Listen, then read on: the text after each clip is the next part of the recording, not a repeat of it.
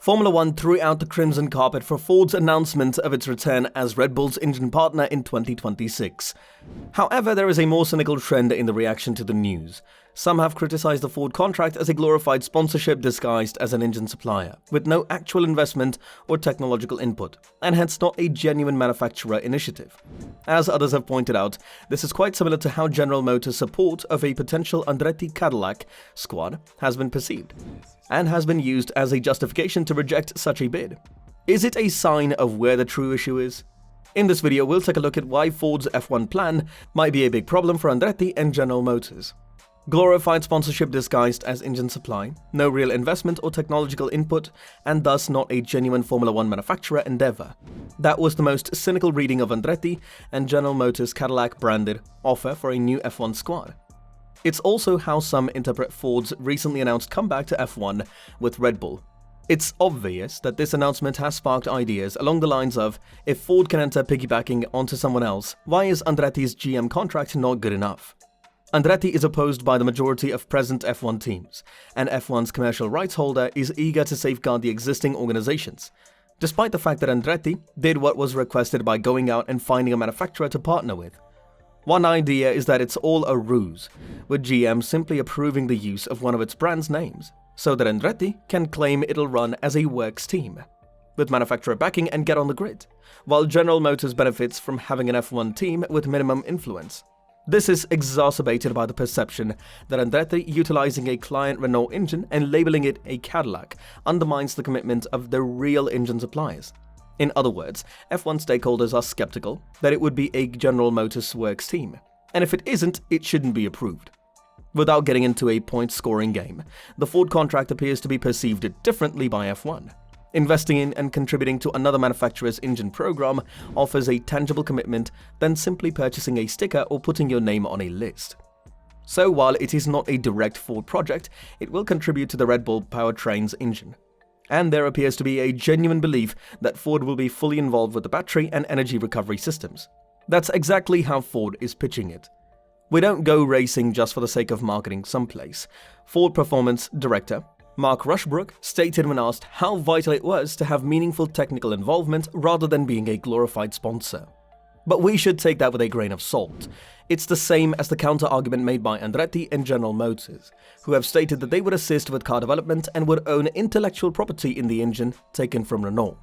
You can't just take one manufacturer's word for it and dismiss another. Clearly, some regard the Ford contract as paying for the right to call itself an F1 engine supplier while masquerading as something more. Red Bull has a history of attracting high-profile sponsors for their F1 engines. Tag Heuer did that. More importantly, Aston Martin did it as a low-cost entry into F1 prior to Lawrence Stroll. But ignoring whether the Ford or General Motors F1 efforts are legitimate, the benefits of the Ford contract may just hint at how Andretti and Cadillac may secure a slot on the grid. This Red Bull offer represents an excellent value for any entry into F1. It involves significantly less time and effort than forming a new works team, joining an existing team, or building its own engine from the ground up. It's a cross between a full-fledged works team and a jazzed-up sponsor.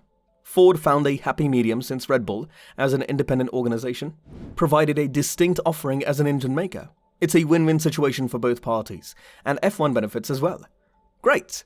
There is no indication of strong F1 opposition to this Red Bull-Ford partnership, implying that it is acknowledged that there is no single method a manufacturer must do F1.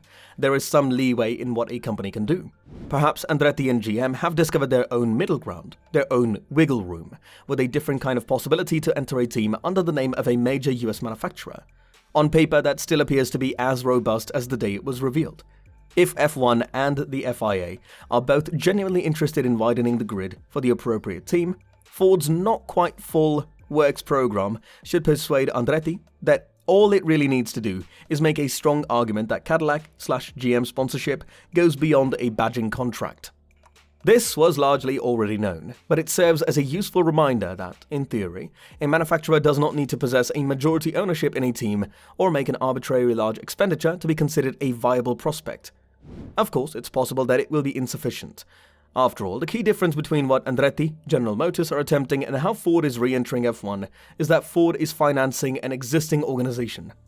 Ford will directly assist a 2026 engine manufacturer while also bolstering two current franchises rather than utilizing it to enter its own team and dilute anything.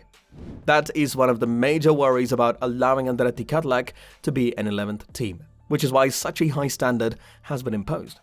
It would be a tragedy if the response to the objection to Andretti was as simple as "no outsiders are welcome," even though the desire to be cautious and safeguard the existing entries is completely warranted.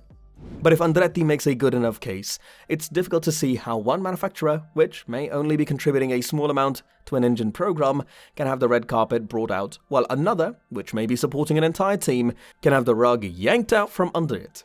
For the time being, Ford has remained silent about the situation with Red Bull. However, it has recognized that the increased popularity of F1 since Liberty Media took over has changed opinions, implying that a Grand Prix return must be on its radar.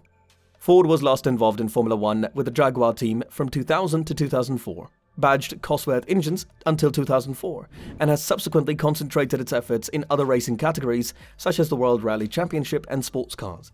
Ford performance manager Mark Rushbrook, on the other hand, has proposed a shift in thinking. While F1 being deserving of consideration due to its recent growth, Formula 1 is absolutely robust and rising, both in the United States and abroad. Rushbrook remarked exclusively to a source. What they have done well is produce a fantastic racing and excellent competition.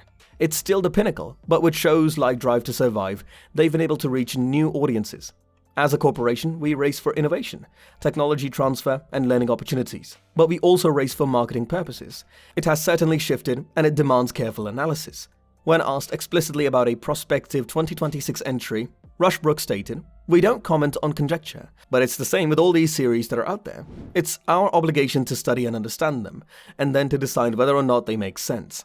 Another reason that is increasing F1's appeal for manufacturers is the transition to entirely sustainable fuel starting in 2026, which has been noted by Audi and Cadillac as a key factor in their interest.